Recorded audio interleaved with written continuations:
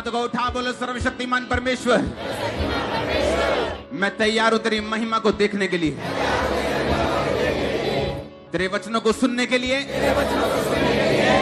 तेरी गवाहियों को सुनने के लिए और उसे ग्रहण करने के लिए मैं तैयार हूं परमेश्वर। और अपने दिल को पूरी तरह से खोलता हूं, खोलती हूं और इसे ग्रहण करने योग्य बनाता हूं। अपने हाथों को उठाओ, यीशु मसीह के नाम में आज इस खुदावंद की पाक हजूरी में मैं आपको आशीषित घोषित करता हूं। आपके रास्ते ओपन होंगे इस मीटिंग के बाद, मैं भविष्यवाणी करता हूं। आपको फेवर मिलेगा इस मीटिंग के बाद और इस मीटिंग के बीच में भविष्यवाणी करता हूं। हीलिंग, जीवित पुनः ये आपका हिस्सा होगा, मैं भविष्यवाणी करता हूं। आमीन। ऊंचा ये आशीष आप और आपके परिवारों के लिए। तारीफ करो जोर से जितनी अभी तक आज नहीं की, जोर से, हाथों के साथ, साजों के साथ, मुंह के साथ। हालेलुया, जोर से। आमीन। स्वागत है यीशु मसीह की सचमुच जीवित हजूरी में। हालेलुया, जोर से बोलो यीशु मसीह के नाम में आमीन। निर्गमन 20 उसका 1 अध्याय से लेकर उसकी 26 अध्याय तक आप घर जाके पढ़ेंगे। मैं जिन आयतों को पढ़ूंगा आप भी उन आयतों को मेरे साथ मनन करेंगे। एक बात याद रखो, परमेश्वर कुछ भी बिना वचन के नहीं करता। हालेलुया। परमेश्वर ने कहा अब्राहम मेरी उपस्थिति में चलता जा और सिद्ध होता जा। उस टाइम कहा जब अब्राहम को बहुत अधिक बेटे की जरूरत थी, जब बातें सुन सुनकर कि मैं तुझे ये दूंगा वो दूंगा, शायद वो थक भी चुका होगा। और बाइबल कहती है उसे शक रूपी ये भी विश्वास हो गया था कि अब मेरे कोई भी बेबी नहीं होगा। और जब परमेश्वर उसके सामने प्रकट हुए और परमेश्वर ने कहा मेरी उपस्थिति में चलता जा और सिद्ध होता जा, तो परमेश्वर ने उसे सिर्फ खिजाने के लिए यह बात नहीं बोली। जैसे एक व्यक्ति बहुत प्यासा हो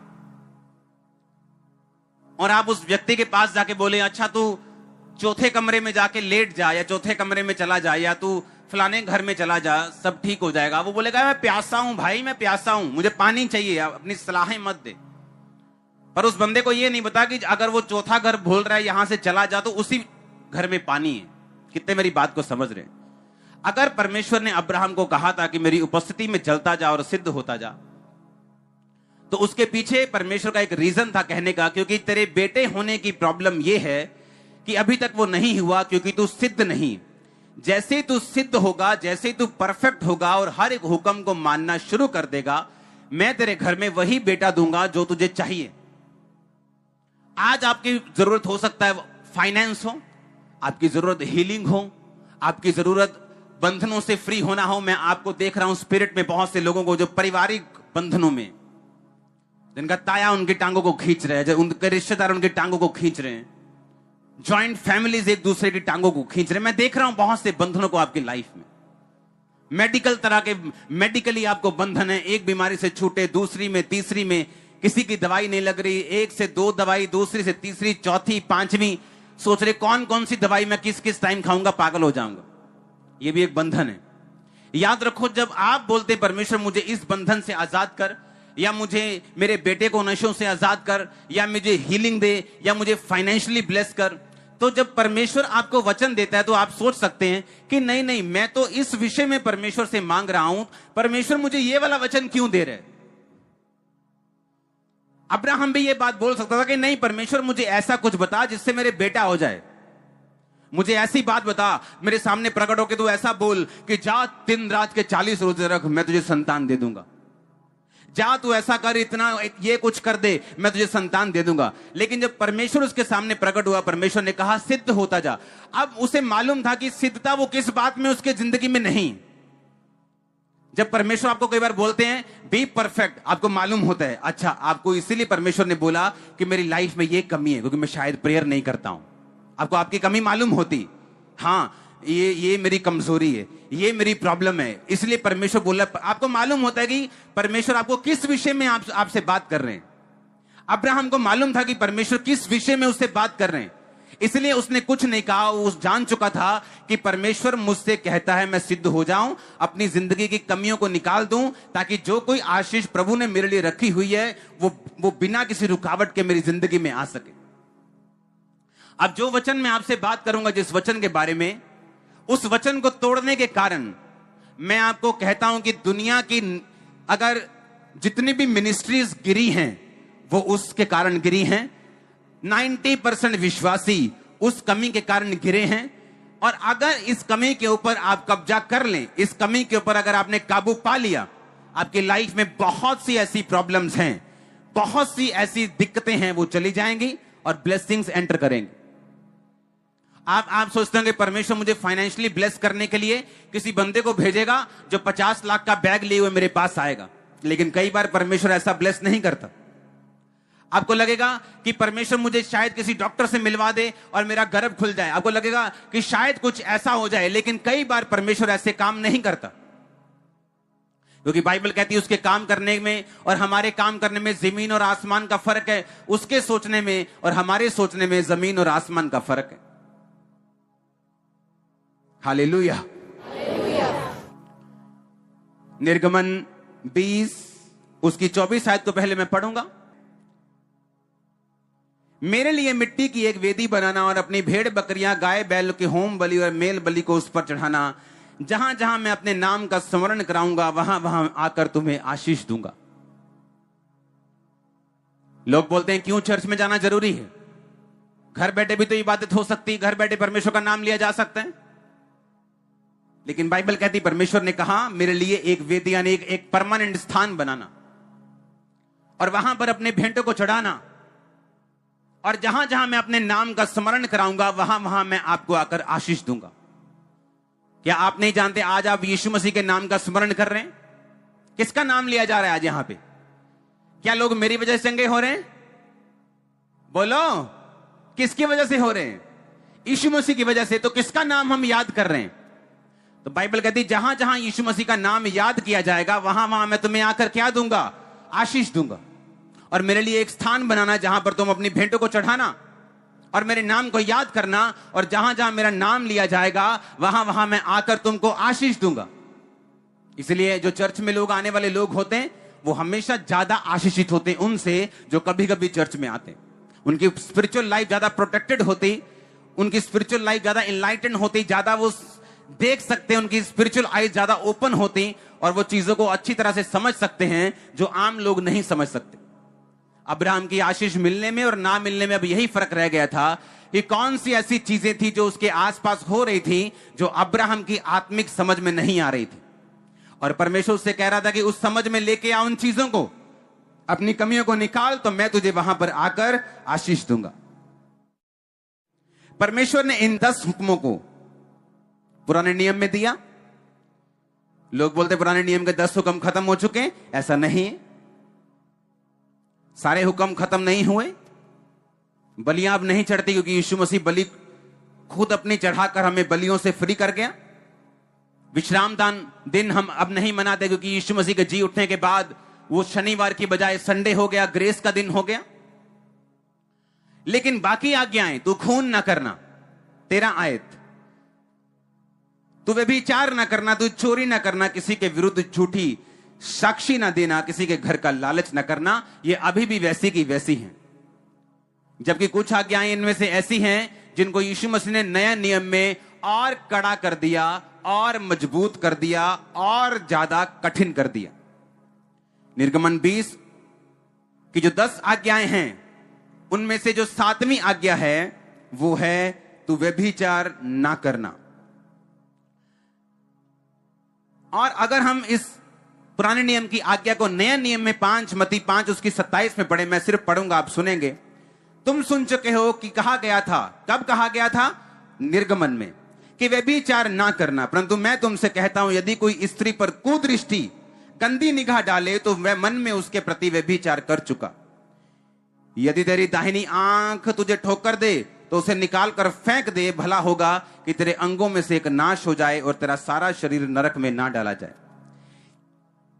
यह पुराने नियम की 7वीं आज्ञा थी, तो व्यभिचार ना करना। लिखा ये आज्ञा व्यभिचार को वर्जित करती, यानी उसको मनाही करती। अनैतिकता और कामुक पापों को यह बयान करती है कि एक व्यक्ति को अपने जीवन साथी से ही विश्वास योग्यता के साथ रहना चाहिए और उसको धोखा नहीं देना चाहिए, क्योंकि अविश्वास योग्यता और व्यभिचार परमेश्वर की दृष्टि में लिखा इतना घृणित है कि पूरी बाइबल इसके खिलाफ है। व्यभिचार, गंदी पिक्चर्स को देखना, गंदी वीडियोस को देखना, मन में गंदे विचारों को पालना, उन्हें सोचना और उनमें आगे बढ़ना। व्यभिचार इतना गंभीर पाप है कि परमेश्वर के वचन का यह अनादर करने के बराबर है और परमेश्वर की 10 आज्ञाओं में से एक और यीशु मसीह की मत्ती की आज्ञाओं को तोड़ने के बराबर है। बाइबल में जितने भी पाप हैं, बाइबल कहती है कि व्यभिचार एक ऐसा इकलौता पाप है जो आप अपने शरीर के खिलाफ करते हो। लिखा व्यभिचार करने वाला व्यक्ति अपने शरीर के खिलाफ पाप करता है और बाइबल कहती है अगर आप अपने शरीर को खिलाफ पाप करेंगे जहां पर पवित्र आत्मा रहता है तो परमेश्वर इसका दंड आपको देगा।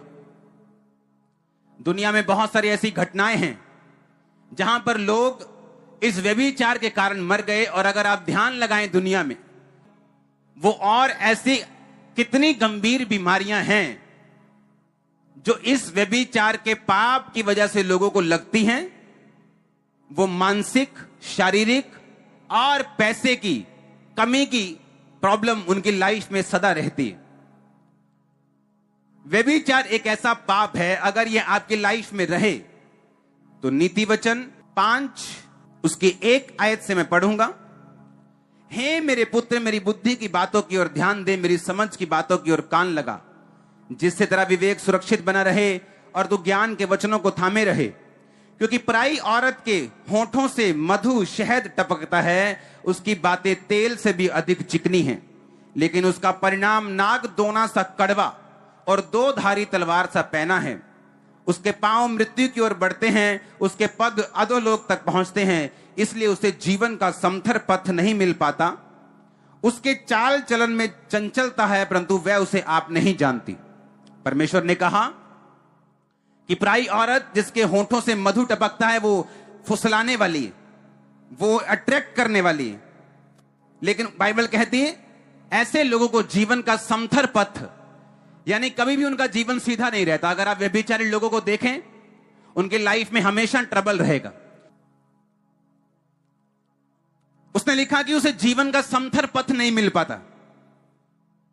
फिर बंदे सोचते हैं यार डोले शोले तो बहुत थे यार, ऐसा कैसे बीमारी हो गई। लोग सोचते हैं यार बड़ा पैसे वाला है, इसको ये ऐसा क्यों हो गया। लेकिन बाइबल कहती जो व्यभिचार में हैं उनको जीवन का सीधा रास्ता कभी नहीं मिल पाता। वो अपने बिजनेस में कभी सेट नहीं होते क्योंकि सीधा रास्ता बाइबल होने नहीं देती। वो अपने परिवार में सीधे नहीं हो पाते, अपनी सेहत में सीधे नहीं हो पाते, अपनी सेवकाई में तक में सीधे नहीं हो पाते। ऐसी सेवकाई हैं जो बढ़ा ली मसे से, लेकिन करेक्टर ना होने की वजह से उन्हें गवा दिया। क्या चाहते हैं परमेश्वर? ऐसा कि आप 10 साल चर्च आए, मसा कमाएं, सामर्थ कमाएं, इज्जत कमाएं और एक पाप में अपना सारा कुछ गवा दें। परमेश्वर तो ऐसा नहीं चाहते, लेकिन शैतान ऐसा चाहता है, क्योंकि शुरू से उसे मेहनत को व्यर्थ करने का एक लालसा है उसके अंदर। बाइबल कहती मुझ में की गई मेहनत व्यर्थ नहीं जाती, लेकिन मुझसे बाहर नहीं। और शैतान जानता है आपकी मेहनत व्यर्थ कैसे करनी, पाप में गिरा के। लिखा उसे जीवन का समथर पथ नहीं मिल पाता, उसे जीवन का सीधा रास्ता नहीं मिल पाता जो लोग व्यभिचार में रहते हैं। पुराने नियम में लिखा था तुम व्यभिचार मत करना। आपको क्या लगता है परमेश्वर ने आपको बोर करने के लिए ऐसा बोला? क्योंकि परमेश्वर जानता है कि ये शैतान के हथियार हैं ताकि आपको जीवन का समथर, क्लीन, सीधा रास्ता ना मिल पाए, आप इधर उधर भटकते रहें, आपकी जिंदगी में शैतान काम करता रहे। यह शैतान की योजना थी। बाइबल कहती है दाऊद की जिंदगी में व्यभिचार के अलावा पूरी दुनिया में, पूरी लाइफ में कोई पाप नहीं पाया गया, और उस पाप के दूरगामी परिणाम थे क्या? उसके घर में तलवार चली क्योंकि उसने बेतशेबा के पति को तलवार से मारकर उसे अपना कर लिया। नातान नबी आके बोलता है, दाऊद तेरे पास परमेश्वर कहता मैंने सब कुछ दिया और मैं और भी बहुत कुछ देने वाला था। व्यभिचार शैतान का एक हथियार था कि दाऊद की जिंदगी में इतना कुछ था, परमेश्वर कहता मैं अभी और भी देने वाला था। यानी परमेश्वर जब आपको चुनता है, अनएंडिंग ब्लेसिंग्स उसके दिल में आपके लिए रहती हैं। आप सोचते हैं अच्छा मेरे पास अब 100 एकड़ है, अच्छा मेरे पास अब 10 लाख लोग हैं। परमेश्वर कहता नहीं, तो शुरुआत है। मैं तो अभी बहुत कुछ देने वाला था, मैं तो अभी 1 करोड़ देने वाला था, मैं तो अभी तेरे को 5 करोड़ रूहें देने वाला था। ये तो अभी शुरुआत थी। मैं तो तेरे को और बड़ा बिजनेस देने वाला था, मैं तो तेरी चंगा करने वाला था। सोचो परमेश्वर आपसे क्या कहता होगा। और परमेश्वर ने कहा तूने बेतशेबा को अपना करके उसके पति को तलवार से मरवा दिया, इसलिए अब तेरे घर में भी तलवार चलेगी।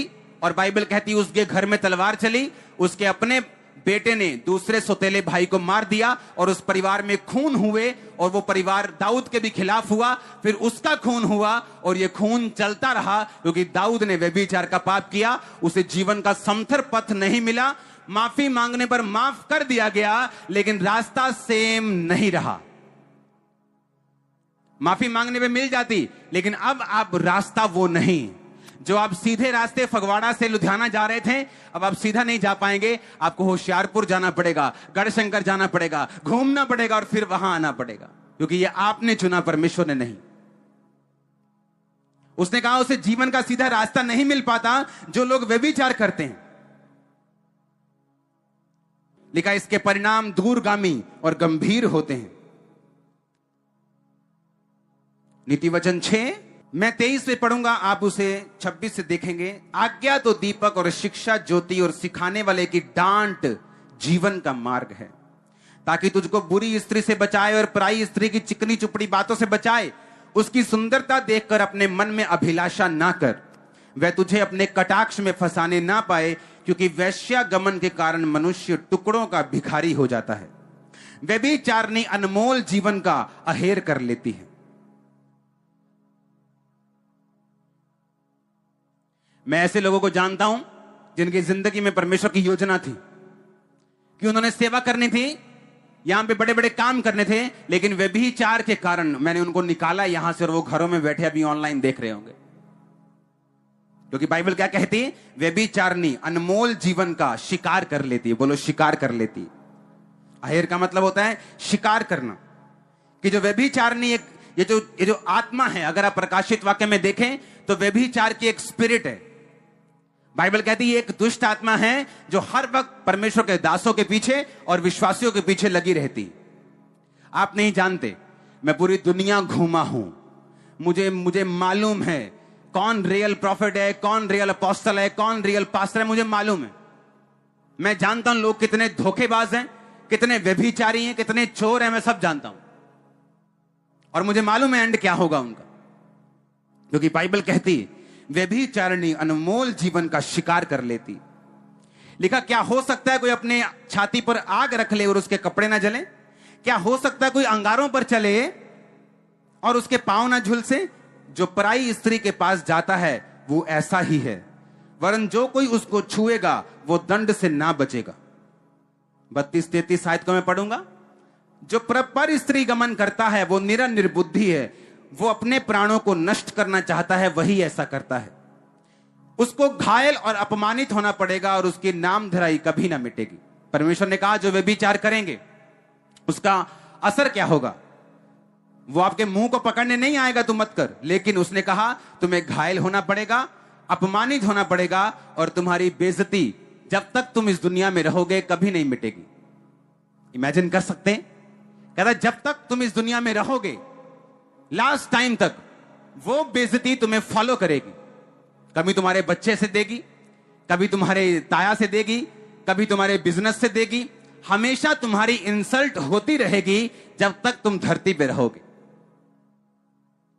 और जैसे ही आप आज इस पाप की क्षमा मांगेंगे और दुनिया में दोबारा इसको ना करने का वायदा करेंगे, इज्जत आज से आपको फॉलो करेगी। आप चाहे क्रिश्चियन हो, चाहे नॉन क्रिश्चियन हो, चाहे नए हो, चाहे पुराने हो, परमेश्वर सेकंड चांस देने वाला परमेश्वर। मजाक करते लोग अपनी जिंदगी के साथ। एक बार गिर गए, माफी मांग ली, फिर गिर गए। क्या ड्रामा चल रहा है ये? तुम्हारी जिंदगी जिंदगी नहीं है। तुम जोकर हो, स्पिरिचुअल जोकर हो तुम, और तुमने सर्कस चला रखी।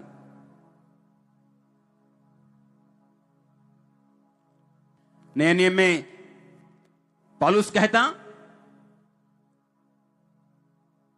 तुम घमंड करते हो कि ऐसा व्यक्ति हमारे बीच में, इसकी 5 गर्लफ्रेंड्स हैं। वाह! कहता ऐसा व्यक्ति निकाल दिया जाए, शरीर के विनाश के लिए शैतान को सौंप दिया जाए।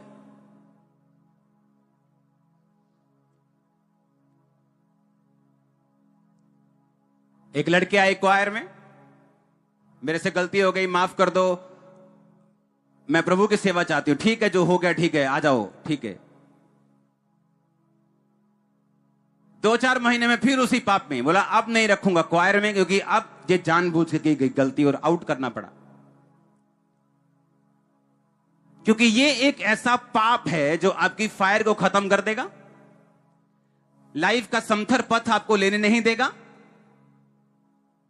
अनमोल जीवन का शिकार कर लेगा,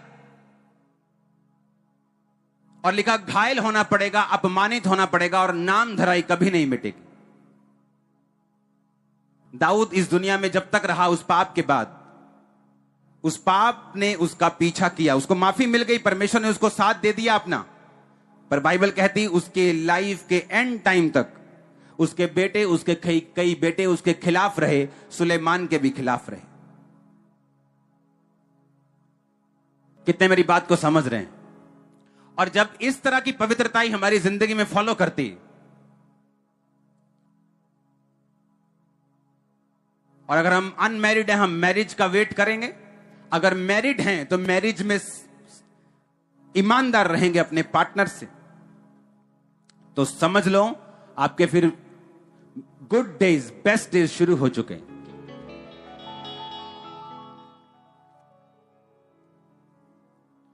क्योंकि बाइबल कहती है इसके परिणाम दूर वाले। इसके परिणाम कौन से हैं? दूरगामी और गंभीर।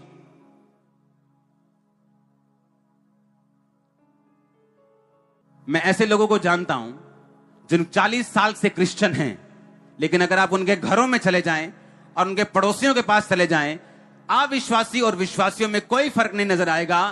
कारण है पवित्रताई में ना रहना।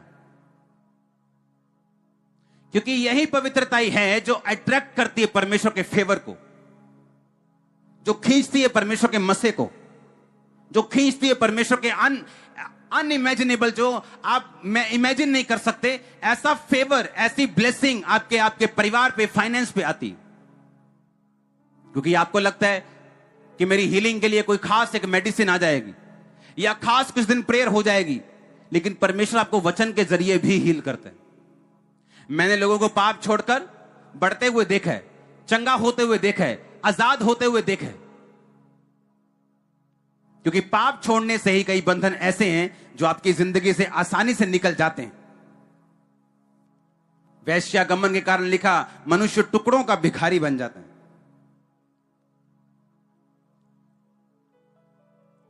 बाइबल कहती पर स्त्री गमन करने वाले, जादू करने वाले, टोना करने वाले, व्यभिचार करने वाले परमेश्वर के राज्य के वारिस नहीं होंगे। अगर जिंदगी में लंबा जाना है तो आपको इस तरह की पवित्रताई अपनी जिंदगी में फॉलो करनी पड़ेगी। अपने पड़ोसी को बोलो पवित्र बन, परमेश्वर के वचन का अनादर मत कर, क्योंकि तू परमेश्वर का उत्तराधिकारी नहीं बन सकता अगर तू अपना जीवन वैश्याओं के हाथ में और व्यभिचारियों के हाथ में दे दे। हालेलुया। उसने कहा व्यभिचारिणी अनमोल जीवन का शिकार कर लेती। आप चाहते हैं आपका अनमोल जीवन शिकार हो? क्योंकि लोगों को यह मालूम नहीं होता उनकी जिंदगी में परमेश्वर की कितनी बड़ी योजना है, परमेश्वर ने किस काम के लिए उनको अपने पास बुलाया। अगर उसने आपको अपने पास बुलाया, उसने आपको कोई टेस्टिमनी देनी, गवाही देनी, आपको ऊंचा करना है, आपके रिश्तेदारों को आपके जरिए बचाना है। वो तभी बचा पाएगा अगर वो आपकी लाइफ में प्रूफ करेगा कि वो जीवित परमेश्वर है। पर ऐसा कैसे होगा? आपको मदद करनी पड़ेगी परमेश्वर की, आपको कॉपरेट करना पड़ेगा परमेश्वर के साथ, आपको उसके वचन पे चलना पड़ेगा ताकि आप सिद्ध हो सके और परमेश्वर आसमान की खिड़कियां और दरवाजे खोलकर आप पर आशीष की बारिश कर सके और लोग ये देखकर जान सके कि सचमुच ये वही व्यक्ति जिसे परमेश्वर ने बढ़ाया। आपका चरित्र आपके लिए सबसे बड़ी प्रोफेसी। आप मुझे अपना चरित्र बताओ, मैं आपको आपका फ्यूचर बता सकता हूं। आपका कैरेक्टर आपकी सबसे बड़ी प्रोफेसी, आपका चरित्र आपकी सबसे बड़ी प्रोफेसी। बाइबल कहती याकूब जब अपने बेटों को आशीर्वाद देने लगा तो सब बेटों को बुलाया और उनके चरित्र के हिसाब से उनको प्रोफेटिक वर्ड्स दिए। जो कुछ उन्होंने पास्ट में किया उसका असर हुआ, चाहे अच्छा किया तो अच्छा, बुरा किया तो बुरा। परमेश्वर माफ करने वाला परमेश्वर है। इसका मतलब यह नहीं कि आप बार बार गुनाह करें। वो माफ करने वाला परमेश्वर है। इसकी गंभीरता को समझते हुए, इसकी वैल्यू को समझते हुए आगे से हम पाप ना करें, बाइबल कहती। इमेजिन करो, एक 18 साल का लड़का, एक 17 साल की लड़की, बॉयफ्रेंड गर्लफ्रेंड है आपस में, और यही वो टाइम था जब परमेश्वर ने गाइड करना था कि बेटा तू इधर जा, तू इंजीनियर नहीं बनेगा, तू सीए में जाएगा, तू अकाउंटेंट बनेगा, क्योंकि तेरी प्लानिंग, प्रभु की मेरी प्लानिंग तेरी जिंदगी में ये है। पर वो किसी से प्रभावित है, वो उसे लगता है कि मैं इंजीनियर बन जाऊंगा और मैं सीधा गूगल में जाऊंगा जॉब करने के लिए, लेकिन इसके लिए वो चुना नहीं गया। मालूम कैसे हो? मालूम तब होगा जब परमेश्वर उससे बात करेंगे। लेकिन उसी टाइम पे जब परमेश्वर ने बात करनी थी, शैतान को मालूम है कि परमेश्वर इससे बात करेंगे और अगर मैं इसके पाप में फंसा के इसके कानों को मोटा कर दूंगा तो ये परमेश्वर की बात को सुन नहीं पाएगा। और इसलिए बाइबल कहती व्यभिचारिणी अनमोल जीवन का अहेर कर लेती। अब वो बंदा क्या कर रहा है? इंजीनियरिंग कर रहा है, मार्क्स भी अच्छे आ रहे हैं, लेकिन फिर भी लाइफ में ब्लेसिंग नहीं। क्यों? क्योंकि वो बना नहीं है उस काम के लिए, वो बना है किसी और काम के लिए। और बताएगा कौन? बताएगा परमेश्वर का आत्मा। वो बताएगा कब? जब हम सिद्धता में चलेंगे और परमेश्वर के वचन को तोड़ेंगे नहीं। इमेजिन करो, शादी करनी है 30 साल में, 18 साल में उस बॉयफ्रेंड की जरूरत क्या है? वो 12 साल तुम उसके भाई बन के रहोगे, जिथे आएगी उथे जाना, ट्यूशन से चली गई हैं, अच्छा घर आ गई हैं, अच्छा रोटी खा ली है, पानी पी लिया, क्या ड्रामा लगाया हुआ है। अब तेरे बनने का टाइम और शैतान तुझे बिगाड़ रहे। और जब तब बन गए और जब मैरिज का टाइम होगा, परमेश्वर उस हिसाब से तुम्हें आपका पार्टनर देगा जो उस विजन को आगे लेके जाएगा, बल्कि पीछे खींचने वाला नहीं होगा। हर एक चीज टाइम पर अच्छी लगती। जिस दिन आपने घर की नींव डाली थी उसी दिन फ्रिज ले आओ और घर के बाहर खड़ा कर दो और बहस करो, फ्रिज नहीं चाहिए क्या? पाजी चाहिए नहीं फ्रिज, ठंडा पानी नहीं पीना ही। उसी दिन घर के बाहर एसी लगा दो, बोलो ले चाहिए नहीं एसी, करनी गर्मी है। पहले घर तो बनाओ, एसी लगाने का टाइम आएगा वो भी लगेगा ना। जब फ्रिज लगाने का टाइम आया लग जाएगा।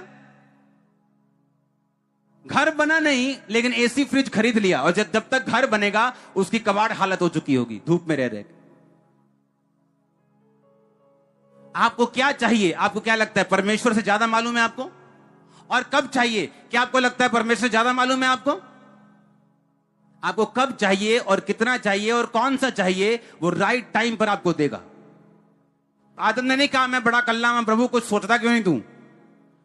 वो काम कर रहा था जो परमेश्वर ने ठहराया। और बाइबल कहती परमेश्वर ने देखा आदम मेरा काम कर रहा है, मैं इसके लिए सहायक बनाऊंगा। जब वो आपको देखेगा पवित्रताई में चलते, वो जान लेगा मुझे इसे बिजनेस देना जरूरी है। वो जान लेगा मुझे हीलिंग देना जरूरी है। वो जान लेगा मुझे कौन सी बात कब देनी है। सब बात टाइम पर आएंगी यीशु मसीह के नाम में। अगर आमीन हो चाहे चर्च।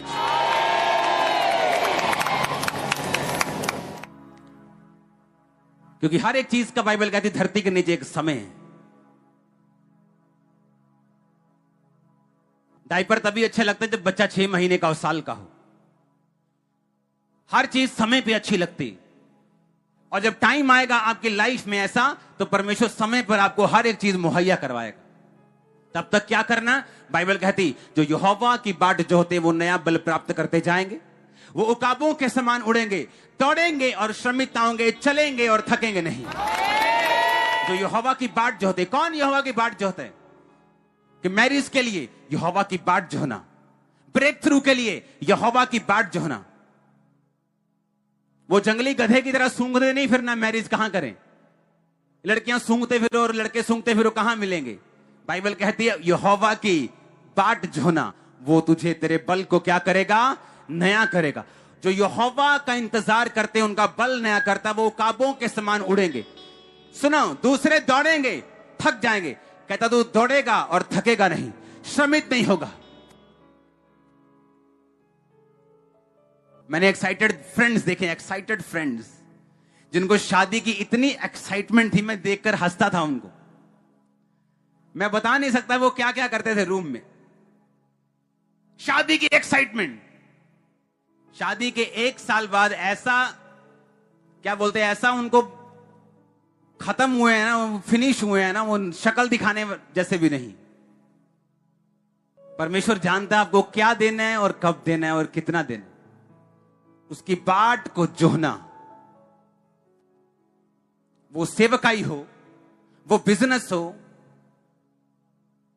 वो आपकी पर्सनल लाइफ हो, इंतजार को करना, प्रेयर के साथ आगे बढ़ना, जिंदगी का टेस्ट चेंज हो जाएगा। आप देखना कैसा क्या क्या होता है। और जब शैतानी डिस्ट्रैक्शन को हम अलाउ करते हैं, हम फालतू की फाइट्स को भी अलाउ करते हैं। वो फाइट्स परमेश्वर ने हमें नहीं दी, वो हमने खुद खरीदी, वो हमने खुद कमाई है, वो परमेश्वर के वचन को तोड़कर हमने खुद देखी।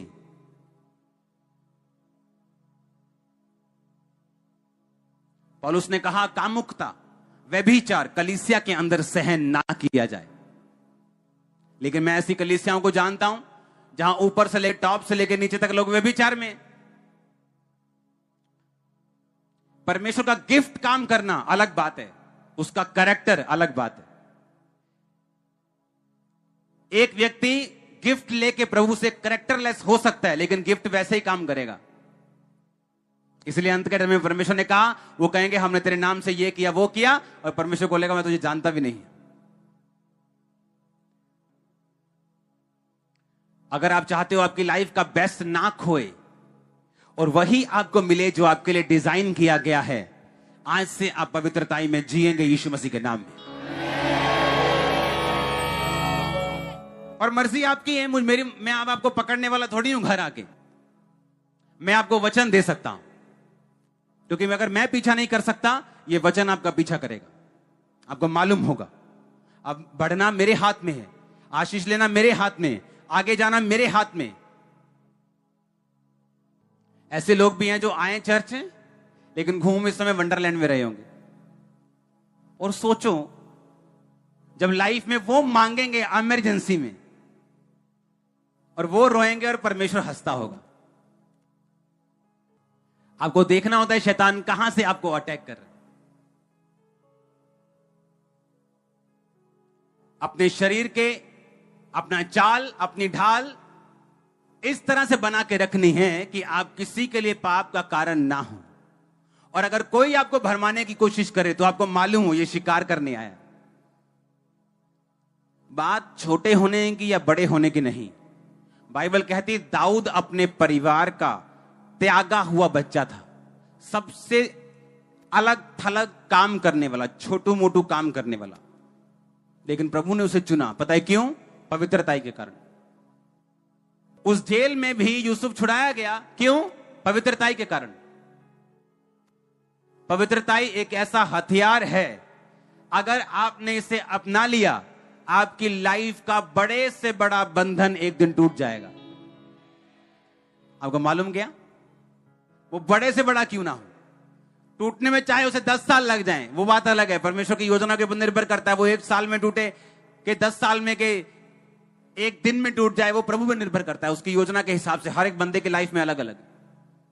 लेकिन मैं आपको हथियार दे रहा हूं, मैंने इसे अपनाया है, मैंने इसे यूज किया है, मैंने इसका असर देखा है। पवित्रताई एक ऐसा हथियार है, अगर आप इसे यूज करेंगे, अपनी लाइफ का सबसे बड़ा बंधन आप टूटते हुए देखेंगे। वो कोई भी हो सकता है, बीमारी हो सकती है, परिवार का हो सकता है, फाइनेंशियल हो सकता है, एनीथिंग। वो नाम ले लो क्या है। अगर आप चाहते हो कि शैतान आपका शिकार ना करे, आपको इस पाप से दूर रहना होगा। दिमागी व्यभिचार, फोटोज, वीडियोस, मन की इच्छाएं। लिखा जब हम मन की इच्छाओं को सेकते हैं तो वो पाप को जन्म देती है। हालेलुया। जैसे ये विचार आए, इसको डांट दो और ध्यान दूसरी ओर कर लो। आपको मन में आपको कंट्रोल रखना होगा, उस पवित्रताई को बना के रखना होगा। हेवन आपके लिए ये जो नीचे वाला हेवन, यानी ये जो आसमान आप देख रहे हो ना, ये छोटा पड़ जाएगा आप लोगों के लिए। अपने हाथों को उठाओ। Thank you Jesus. मैं इस वचन पे विश्वास करता हूं, इस पवित्रताई को बना के रखूंगा। मैं इस वचन पे विश्वास करता हूं, मैं तेरे वचनों के ऊपर चलूंगा। उठाओ अपने हाथों को, अंगीकार करो। अगले 5 मिनट यीशु मसीह के सामर्थी नाम में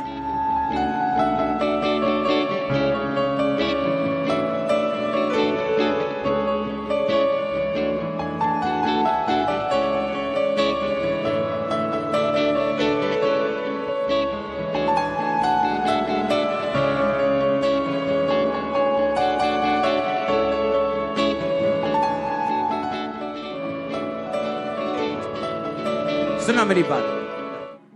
आप एक योद्धा की तरह चलें। कई बार मैं इसीलिए बोलता हूं कि खंबरा चर्च में जो वचन मैं देता हूं, ये सिर्फ विश्वासियों के लिए नहीं, ये पास्टर्स के लिए।